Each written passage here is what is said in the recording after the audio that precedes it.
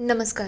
आजच्या एपिसोडला जर शॉर्टमध्ये एक्सप्लेन करायला जाऊ तर वल्लरीला पहिले संशय येतो की हा बुके कसा काय. तेव्हा मनोज सांगतो की तुझ्यासाठी खूप सारे बुके आलेले आहेत आणि मीनवाईल तो बुके घेऊन सुद्धा वल्लरी जाणार आहे आणि तिला भेटणार आहे अजून कोणी नाही तर मिठू. आणि मिठू तिच्या बरोबर थोड्याफार गोष्टी घेऊन येईल. इकडे श्वेताची गाडी बंद पडणार आहे आणि त्यामुळे तिला खूप सारे टोमणे देणार आहेत. मिठूचं आजच्या एपिसोडमध्ये खूप जास्त कौतुक होणार आहे आणि पुराव्यांबद्दल सुद्धा चर्चा होणार आहे. चला बघूया डिटेलमध्ये आजच्या एपिसोडमध्ये काय काय घडलंय. नमस्कार. आजच्या भागात आपण बघणार आहोत वल्लरी देवापुढे हात जोडते आणि फाईल घेऊन ती निघतच असते. तेवढ्यात तिचं लक्ष जातं. ती म्हणायला लागते, अहो एवढे बुके कसे काय आणि कुठून आले. तेव्हा मनोज सांगायला लागतो, हे बघ हा रेडवाला बुके कधी आला हे मला माहिती नाही, पण बाकीचे बुके बाहेर होते, मी आत्ता घेऊन आलो आहे. खरं म्हटलं तर माझी बायको खूप मोठी वकील आहे ना, त्यामुळे तिला असे शुभेच्छांचे बुके तर येतातच, पण आमच्यासारख्या माणसांचं काय आहे, आम्हाला कोण शुभेच्छा देणार आणि कोण आमच्याबद्दल काही बोलून घेईल. खरंच हे सगळं आमच्या बाबतीत तर शक्य नाही आहे ना. तेव्हा वल्लरी म्हणते, पण या रेडवाल्या बुकेचं काय आहे हो. तेव्हा तो म्हणतो, अरे आईने ठेवलं असेल, सोड ना, तू आता चालली आहेस ना, जर गरज असेल तर मी सुद्धा बरोबर येऊ का. तेव्हा ती म्हणते, नको नको, काही गरज नाही, तसंही सगळ्या माझ्या मैत्रिणी येणारच आहेत. तेव्हा वल्लरी विचार करायला लागते, आता या सगळ्या लढाईमध्ये माझं एकटीचं कौतुक होऊन चालणार नाही. माझ्या मैत्रिणींनी सुद्धा याच्यामध्ये मला पुरेपूर साथ दिलेली आहे, मग त्यांचंही तेवढंच आणि मनापासून कौतुक व्हायला पाहिजे. एक बुके मी त्यांच्यासाठी घेऊन जाते, म्हणजे कसं त्यांनाही छान वाटेल. वल्लरी लगेच बुके घेते आणि तो घेऊन गाडीमध्ये बसतच असते. ती गाडी सुरू करते. तेवढ्यात तिथे मिठू येते. ते बघता वल्लरी म्हणायला लागते, काय हो मिठूताई, बाकी सगळ्या कुठे आहेत, चला आपण सगळ्यांना पिकअप करू. तेव्हा ती म्हणते, आपण दोघीच राहिलो आहोत, त्या पहिले श्वेताच्या बरोबर कोर्टामध्ये जायला निघाल्या सुद्धा आहेत. काय वल्लरी, माझ्यासाठी बुके ठेवला आहेस का. तेव्हा वल्लरी म्हणते, नाही ग, असं काहीच नाही, चला मिठूताई आपल्याला घाई करायला पाहिजे. तेव्हा मिठू म्हणते, ठीक आहे, मी बुके जरा मागे ठेवते आणि त्यानंतर आपण जाऊया. ती लगेच बुके मागे ठेवते आणि त्यांचा प्रवास सुरू होऊन जातो. दुसरीकडे श्वेताची गाडी बिघडलेली असते. ते बघता या दोघीही खूप चिडतात. तेव्हा प्रेरणा म्हणते, काय ग, तुझी गाडी आहे का मस्ती आहे, सतत कशी बिघडत असते, म्हणजे कितीतरी वेळा ती बंद पडते. तेव्हा तेजा म्हणायला लागते, काय ग प्रेरणा, तू असं तिच्या गाडीला का बरं नावा ठेवते.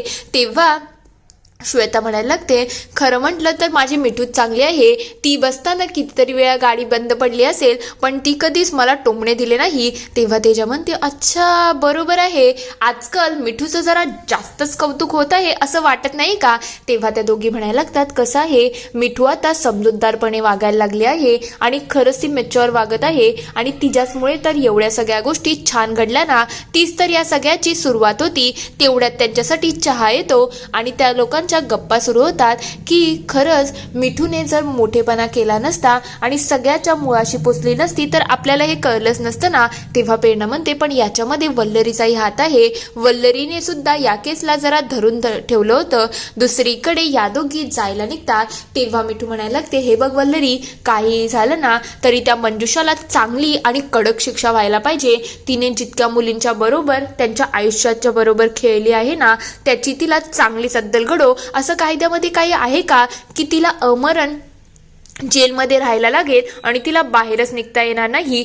तेव्हा वल्लरी म्हणते, मिठूताई जरा शांत व्हा, मला तुमचा राग आणि चिडचिड समजू शकते, पण असं हायपर होऊन गोष्टी सॉल्व्ह होत नाही. आपल्याला सगळ्या गोष्टी बारकाईने हँडल करायच्या असतात आणि कायदा तिच्यासारख्या बाईला सोडणार नाही. तुम्ही टेन्शनच नका घेऊ ना, मी आहे ना, मी माझं सगळं शिक्षण पणाला लावेल, पण त्या बाईला तर अद्दल घडून आणेल. पण मला एक सांगा, मी तुम्हाला आश्रमामधून काही पुरावे आणायला सांगितले होते का, ते तुमच्याकडे आहेत ना. तेव्हा ती म्हणते, हो, सगळं काही या बॅगमध्ये मेन्शन आहे, तू काळजीच करू नको, आपण सगळ्या गोष्टी नीट हँडल करू. इकडे या दोघी चहा पित असतात.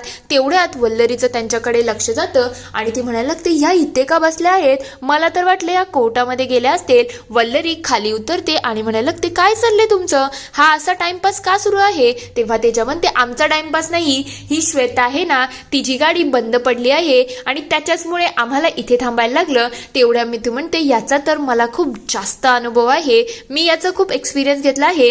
तेवढ्यात दादा म्हणायला लागतात, मॅडम गाडी रिपेअर झाली. तेव्हा श्वेता म्हणते, बघा बघा माझी गाडी रिपेअर झाली आहे ना. तेव्हा ती म्हणते, मला एक प्रश्न पडला आहे श्वेता, तुझ्या गाडीमध्ये ना अजून आपल्याला 2 किलोमीटर काढायचे आहेत आणि त्याच्यामध्ये तुझी गाडी 20 वेळा बंद होऊ शकते. म्हणून मला असं वाटते आपल्याला कोर्टामध्ये केससाठी जायचं आहे, वल्लरीची हिअरिंग ऐकायची आहे ना. तेव्हा तेजा म्हणते, बरोबर आहे, मला तर त्या मंजुषाला ही कशी अद्दल घडवेल, तिला कशी शिक्षा देईल हे सगळं बघायचं आहे. त्यासाठी आपल्याला जायचं आहे. नाही तर जर आपण श्वेताच्या गाडीमधून गेलो ना तर असं होईल की वल्लरी केस लढून सुद्धा वापस येईल, पण अजून सुद्धा आपण इथे चहाच पित असू. म्हणून आपण एक काम करूया, आपण सगळ्यांनी वल्लरीच्या गाडीमध्ये जाऊया, ते जास्त चांगलं असेल. तेव्हा प्रेरणा म्हणते, चला मी तर पहिले चालली. ती जशीच कारचा दार उघडते तेव्हा ती म्हणते, अच्छा इथे बसण्यासाठी तर बुके पहिले ठेवला आहे, मग बुकेला तर बाजूला करायला पाहिजे ना. तेव्हा मिठू म्हणते, एक काम करूया, आपल्या बॅग्स आणि ते सगळं तिथे ठेवूया आणि त्यानंतर आपण पुढे जाऊया.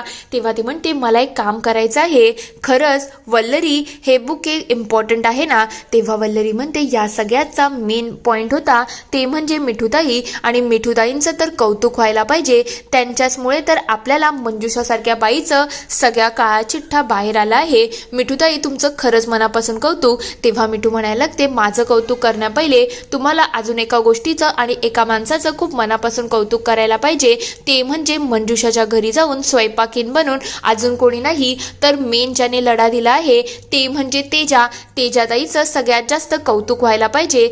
तेव्हा तेजाला तो बुके दिला जातो. तेवढ्यात मिठू म्हणायला लागते, पण अजून एक गोष्ट आहे, वल्लरीचंही कौतुक व्हायला पाहिजे. वल्लरीने गोष्टी जरा ठामपणे ठेवल्या नसत्या आणि तिने सगळ्या गोष्टीच्या मुळापर्यंत गेली नसती तर आपल्याला हे कळलंच नसतं. त्यानंतर वल्लरी म्हणायला लागते, तेजाताईंचं कौतुक व्हायला पाहिजे. तेजा म्हणायला लागते, पण मला तर स्वयंपाक येतच नव्हता, मला तर प्रेरणाने फोनवरती सगळा स्वयंपाक शिकवला आहे आणि त्याचमुळे हा आपला विजय झाला आहे. म्हणून प्रेरणाला हा बुके देऊन मी तिचा सत्कार करते.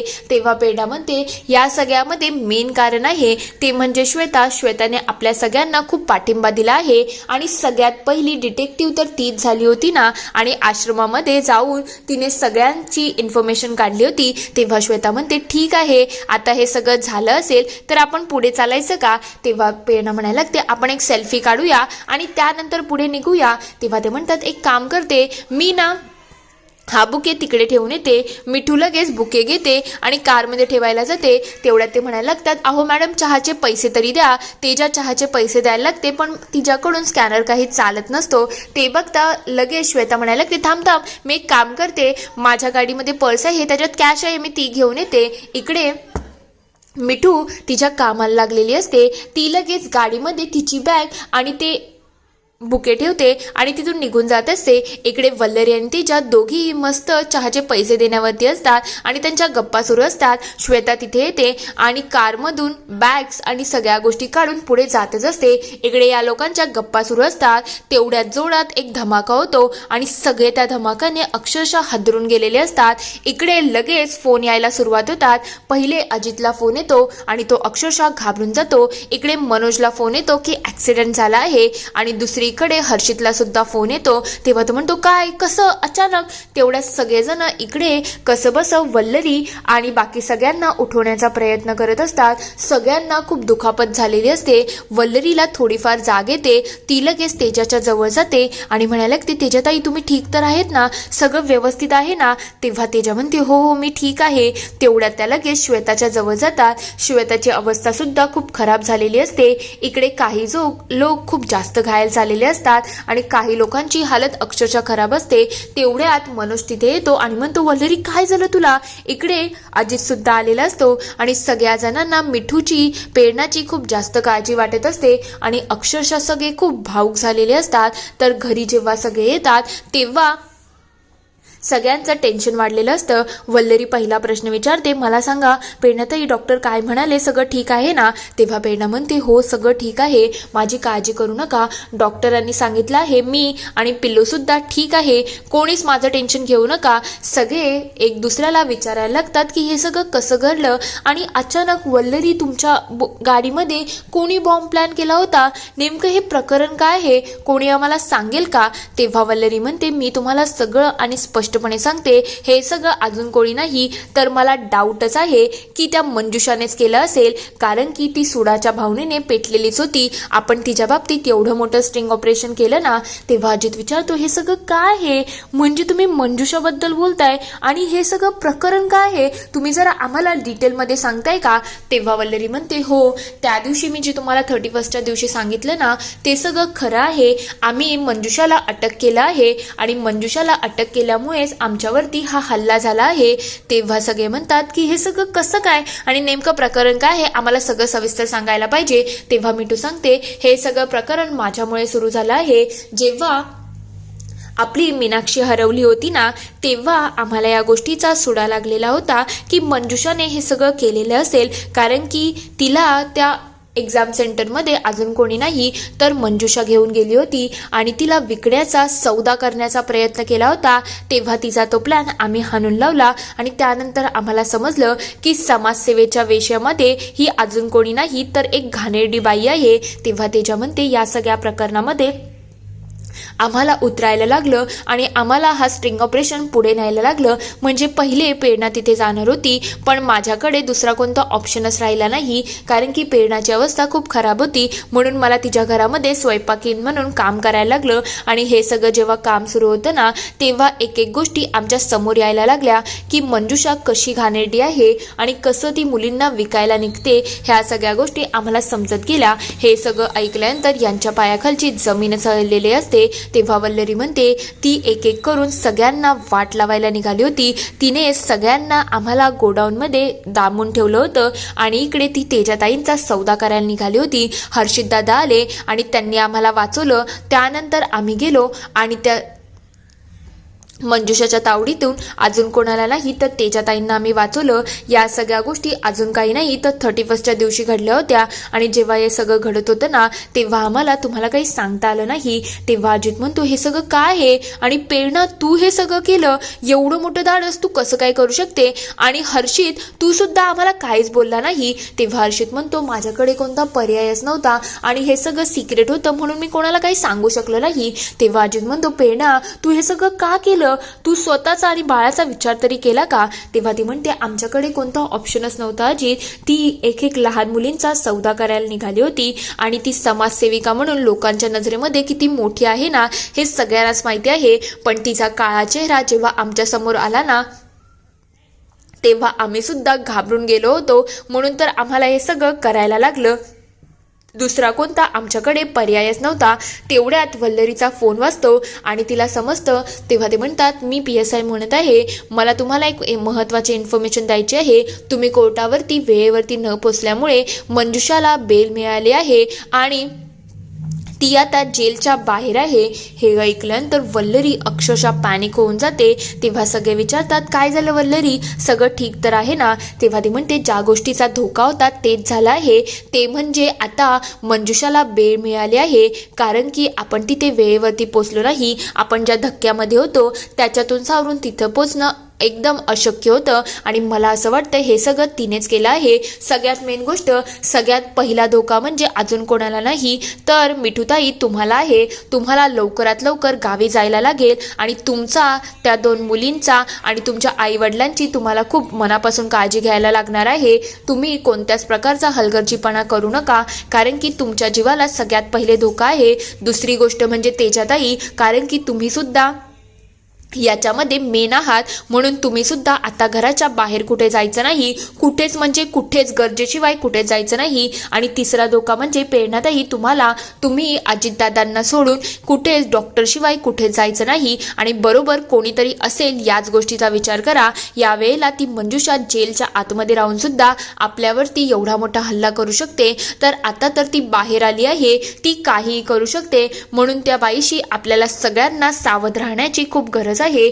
तेव्हा मिठू म्हणते, पण आता हे सगळं आपण कसं करायचं? सगळ्यांची काळजी वाढलेली असते. इथे एपिसोड संपतो. पुढील भागात आपण बघणार आहोत. मिठू सगळ्यांना सांगते, त्याच गाडीमध्ये ती बॅग होती आणि बॅगेमध्ये सगळे पुरावे होते आणि ते सगळे पुरावे नष्ट झालेले आहेत. दुसरीकडे मंजुषा तेजाच्या घरी जाते आणि तिच्या हातामध्ये चाकू असतो. तेव्हा ती म्हणते, तुम्ही माझ्या मांदी लागला आहात ना, आणि यावेळेला मी तुम्हाला सोडत नाही. ती अक्षरशः तेजावरती वार करते. दुसरीकडे वल्लरी म्हणत असते, मला उद्याच्या उद्या जाऊन तिच्या विरुद्ध पिटिशन फाईल करायला लागेल, तेव्हा जाऊन तिला पुन्हा अटक होऊ शकते.